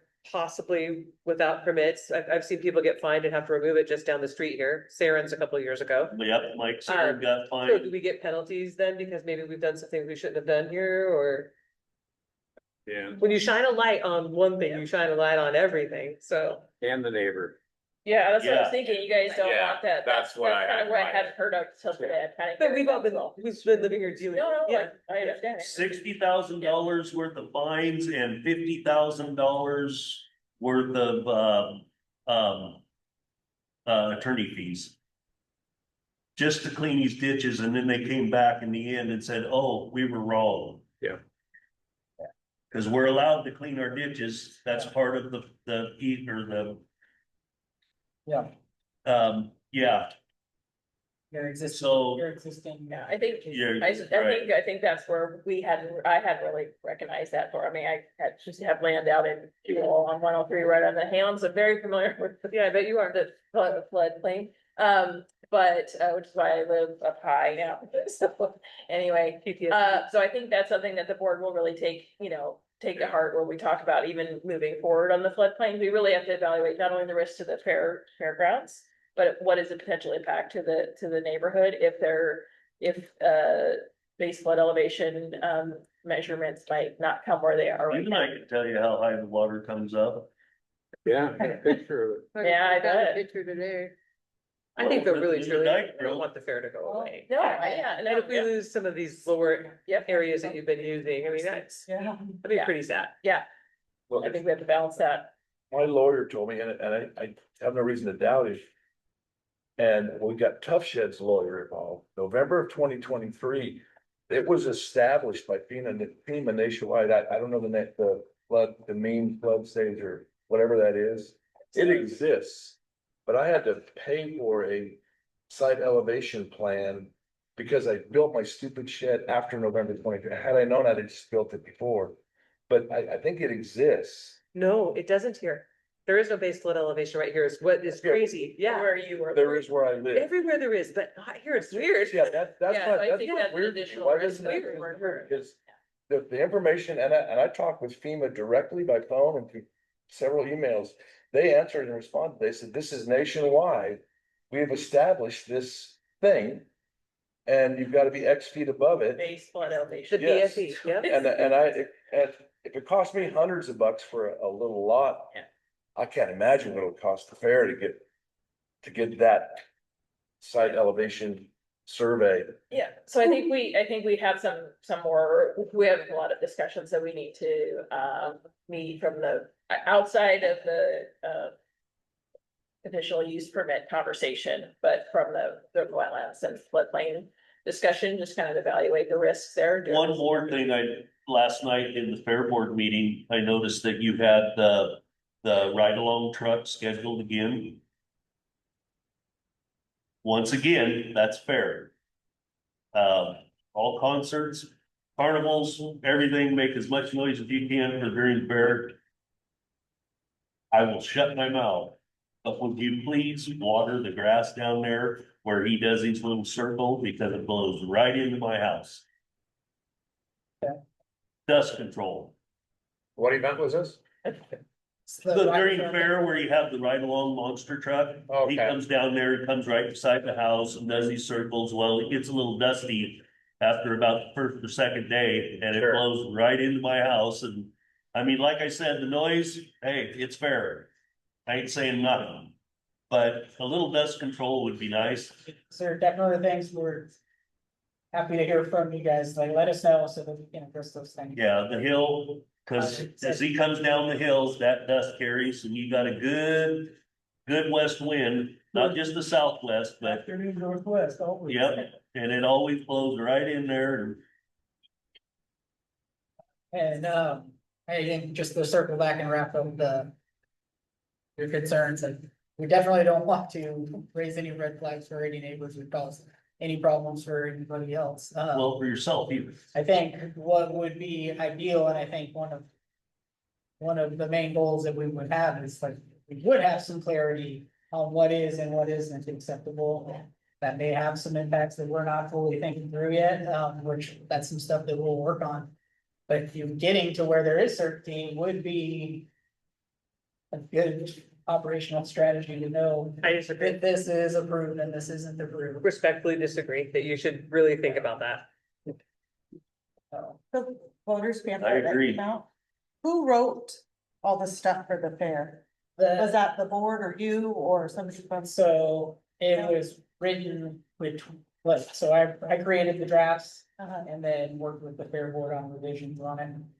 Cause there's a part in here about all these future goals and plans of having these outdoor areas. Oh, Yeah, well, and that was when we were going through this. Yeah, so it kind of feels like you've already, We were going nailed through this everything process, in. but this is all, it's all oh, part of, That I'll was have to read that. That was before our meeting. it's all part of us going through this process and I haven't read it in since. And so I don't have it memorized exactly how it would relate to this, but you know, the goal would be to do these outdoor events and mud bog races. bring folks and, back. And maybe, and both bogs could be done indoor. Inside, yeah. definitely. Just a question. I hear you pushing really hard for this delineation. Is that a vote that the previous board made to do, or is this a decision that you're making on behalf of the Yes, fair? so, this is absolutely direction from the board. I'm just speaking because I'm the one that's in it, you know, 40 hours a week and can speak more to the stuff that's going on, but this is direction from the board. I'm working on stuff based off of basically all the conversations that have been happening. Probably the since previous day I board? started. Probably the previous board? We also, I can roll over Okay. into this work, yeah.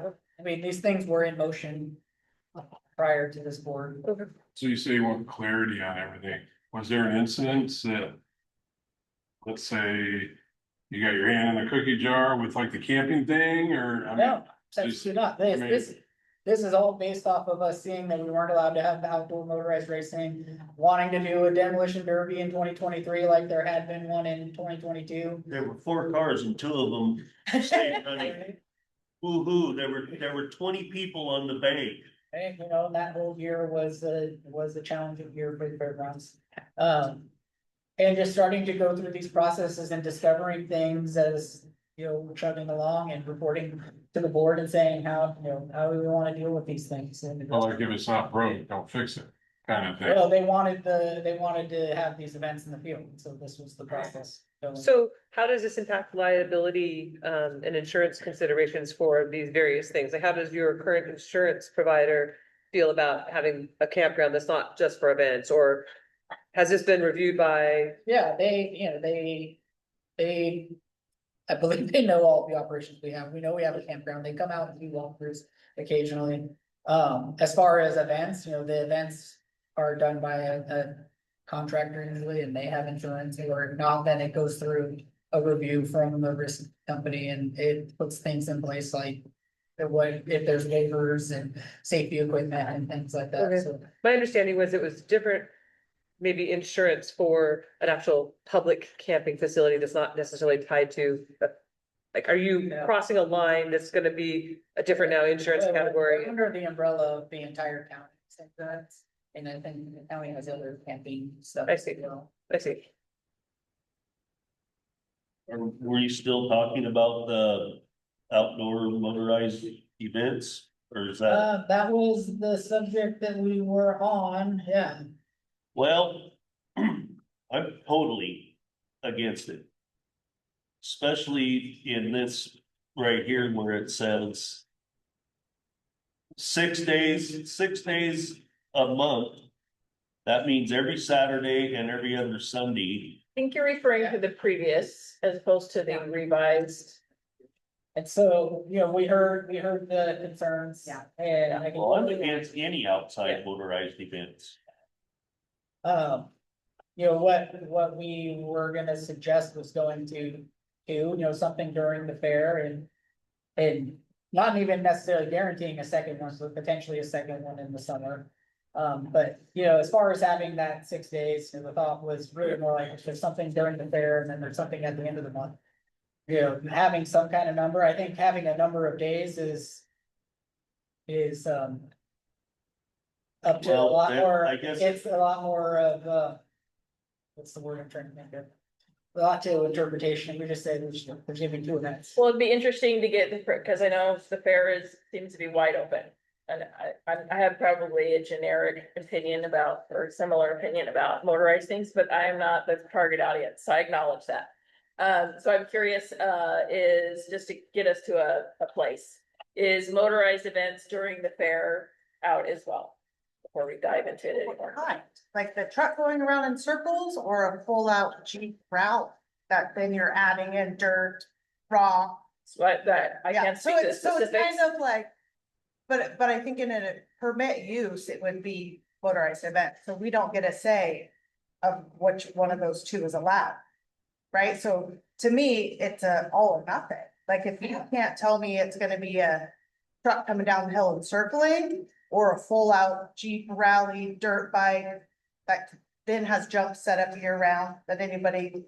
Well, would again, it come would out be, to the that's what I'm event, just trying to say, cause You know, I think the minimum is what they were trying to get to the point is that whatever it is, if it's Right. generically right, during the fair, is that still wide open? Then But you're still desecrating wetlands Okay. by anything Yeah, you're doing. that's true. But if we got a permit to be able to do that, we're asking about what the neighbors think. Yeah, they don't Hey want that. Steve, I wonder if they'll give us a permit so we can go out there and tear up our ground and. So No, it sounds I'm like, 50 years. so I'm trying to get to where we are. So I hear, so just to see, before we like go through the specifics. So are we saying even during the fair, you're not interested in discussing the opportunities for motorized? Okay, let's say you do get a conditional permit to do this on wetlands. All right, then Or there's wherever, just anywhere in the stipulations, fair. there's right, but it doesn't matter. There's stipulations that you have to go through. You have to put up a silt fence. Because you can get a rainstorm of 1 inch during fair and all that goes into the creek, okay? That's on job sites. We have to put up miles and miles of silt fence. That's cost of the job to everything.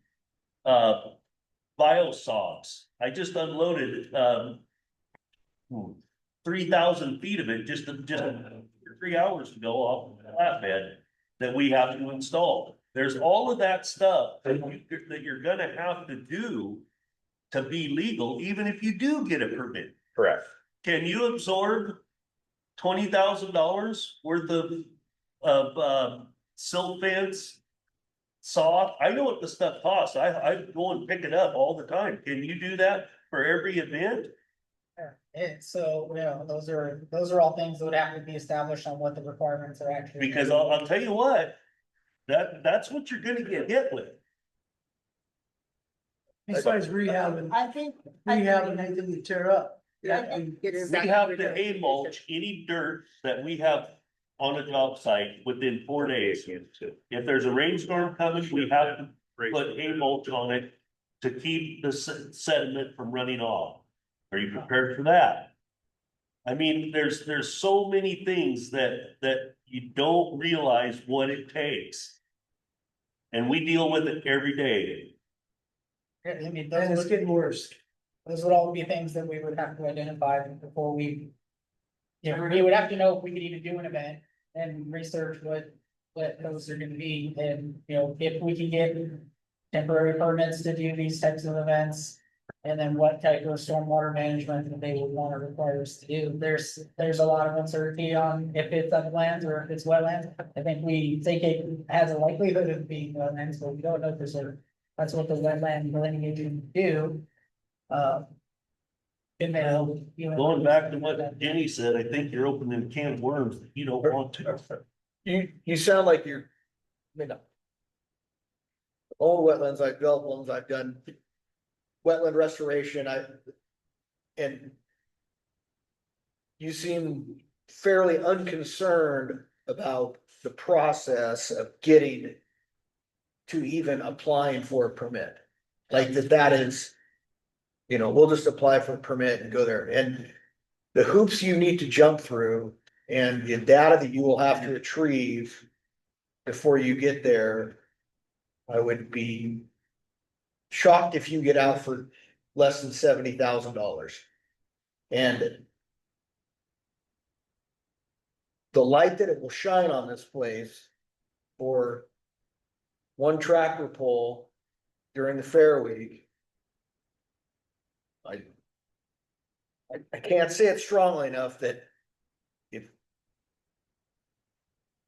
you risk being the guy that shined the light on misusing the wetlands already.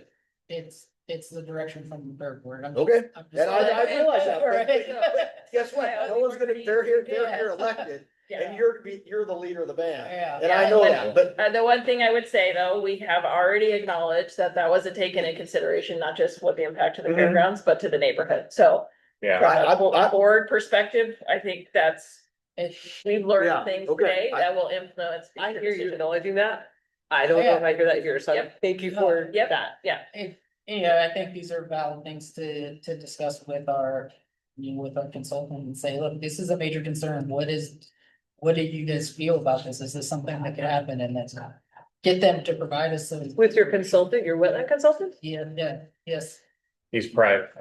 He is private, is that correct? yeah. Cause those Yeah. guys are the job Yeah, of Les. making money doing delineations. So I mean, the answer you get is That's true. possibly skewed towards, yeah, I'm gonna do this for you.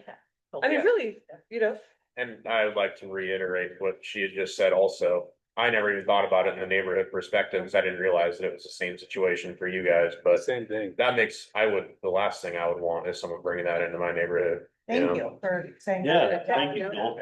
I would rather you guys, I mean, just be straightforward with me. I'm just one of you guys, you know, like, I know Yeah. exactly what you're dealing with. Nobody's holding you guys to. Well, and. We have responsibility and we're gathering information tonight. Right. Which is We're not trying to necessary. stress the point that we really do have a pretty good thing going. That if we open that can of worms, we might all suffer from it. And I don't know about the rest of the neighbors, but I take a lot of pride in driving under that walk bridge to go to work and to come home. I do request a 4-leaf clover on my side, Joe, so I can do that. You're like watching them put it up. I know, but that's one-sided. It's only when I come home. I wanna see it out my living room window at night. Well, I wanna It's thank pretty everybody. cool. I wanna thank everybody because what I did agree to, or thought I was agreeing to from December to today. I very falsely thought a lot of this work was done or it wouldn't have been before me. So I'm just speaking as an individual. As a part of the board, but I get it. I lived it in Texas. I lived it here. We did not want that. We. Yeah, so we can't make a decision during this meeting. This is a working session. But I wanna But thank you this is our all, opportunity to gather. and I share on a very personal level. All your, I want you to know. Is there anything else critical for us to cover off on today? I think, parting thoughts, if you guys have any other questions, I know I'm a little distracted because my computer gave me a warning. Yeah, I saw that. 10%. I'm like, am I gonna lose this recording? So I'm still trying to very much be engaged with you. Yeah, if you guys have any other concerns, anytime any of you guys wanna call me, you can call me. I can give you guys out my card. It's my cell and my email and office number on it. We do wanna hear from neighbors. If there's things that you're seeing happen out here that you have concerns about, feel free to let me know anytime. I think from what I've seen from the board since I've been here, they really are looking for ways to put on events for the community, and this was going through this process for this motorized racing, for something in the field, similar to like what they've been doing, was the process we had to go through in order to be above the board to do that. The other items that are on here were housekeeping stuff, and the camping thing, again, that was what was happening before I was here. And this is all an effort to just get everything out in the open, clear and level, so that we know what we're allowed to do and what we're not allowed to do, and that we can be following the rules. well, Kyle, I feel like that's a different message you're saying today than you said at the last meeting, so. I I wasn't anticipating necessarily. Hey, we left our pitchforks at home. Yeah, and so I was not nearly as prepared for that meeting as you all were, so. You know, that's what Besides fair, there was never any camping down there. yeah. And, you know, and I've been here my whole life. So 62 years?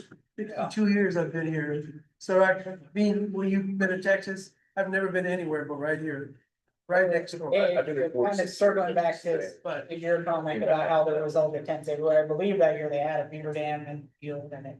And cooked it all up, so then everything was upside down with how wet the property was. That was my understanding, but again, that was before me and there wasn't a lot of clarity about what had happened that year. Well, It seemed like that year. Gosh. I've been here 20 years now. I don't believe any fair camping has ever taken place on my side, other than the trailer parking, you know. Yeah, and I've been involved with fair since 97 and Yeah, I never don't been over remember there. any camping over there, but I do remember it was real wet one year and everybody had to crowd really hard up against the hill. From what I understand, that culvert that went on the. Yeah, road was it gets plugged all the time. I have to check it weekly. Hey Gail, is there anything to add for the staff report or from your perspective on all of this that maybe we don't understand correctly or that should be discussed? I don't think so. I mean, we don't have a staff report yet. Because the application is gonna be revised. We have not sent out a new notice. So right now, I think everything's really in the court of the fair board to have additional discussions about how they want to amend their application. And then once we get those revisions, then we would do a new notification to the neighbors. I've taken note that we need to expand the 750-foot notification requirement so that we can send out to a larger group of people. But really, right now, it's up to the fair board. Yeah, and our timing is getting tight to the fair because we're getting heads down. Does it have to be done before fair? Is there some? I think what she means deadline? is that we're not gonna have time to work on anything. No. Between now and the fair. Yeah. But is there a timeline this has to be done by from the county perspective, and does it even have to be done? No, the county's not driving this. So Okay. we're responding to an application just like we would to anybody else who submits an application, so. Okay. And when, is there a deadline? Is there a timeline it's good for? Sorry, what's that? I was talking to. Oh, sorry. is there a time it's good for? Like when you make an application, it's only. Yeah, it's usually good for 6 months. Okay. So, We can get through fair and kind Yeah. of work on it a little bit and maybe even have another meeting. I mean, I think. Or maybe you don't do it. A spot, I don't know. I mean, but is that an option? I think there are some things that There's an need to be official use changed permit. from the 94, such as the typo. Well, Time. there's some stuff. Stricter rental agreements, Fly under the radar. enforced rental agreements, things like that. Would be good Ask to get forgiveness. changed. Yeah. I mean, to protect you guys. Yeah. You know, not just us, but you know, I mean. You guys don't wanna have to come up here and have the wall tag like, you know, I wish I could have caught that guy. We called the car on camera, but we couldn't see the license plate. Well, Yeah, On camera, you know? We're no longer. just couldn't see the license plate number, right where you parked, yes, right outside of the. Sure you see me driving around here sometimes. Is that camera working now? And It was working, it's just, say not a clear enough. So it sounds like we're ready to wrap up. I'll take on my vice chair role and say we're adjourned. And like more communications and comments. Thank you. Thank you all for coming. thanks for taking the time. Thank you. If anyone wants to talk to me, I'd love to talk to anyone.